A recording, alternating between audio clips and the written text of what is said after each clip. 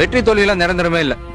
நான் கூட என் தொழிலை ஸ்டார்ட் பண்ணும்போது என்னுடைய முதல் முயற்சி மிக பெரிய தோல்வி. எல்லாரும் என்ன ரொம்ப கேவலமா பார்த்தாங்க.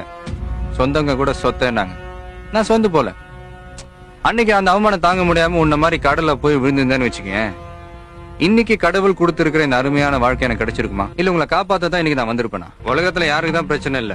வாடகை வீட்டுல இருக்கிறவனுக்கு சொந்த வீடு இல்லையேன்னு பிரச்சனை, சொந்த வீட்டுல இருக்கிறவனுக்கு சொத்து வரி கட்டணுமேன்னு பிரச்சனை, சைக்கிள்ல போறவனுக்கு கார் இல்லையேன்னு பிரச்சனை, கார் இருக்கிறவனுக்கு பெட்ரோல் போட காசு இல்லையேன்னு பிரச்சனை, கல்யாணம் ஆகாதவனுக்கு பொண்டாட்டி இல்லையேன்னு பிரச்சனை, கல்யாணம் ஆனவனுக்கு பொண்டாட்டியே பிரச்சனை.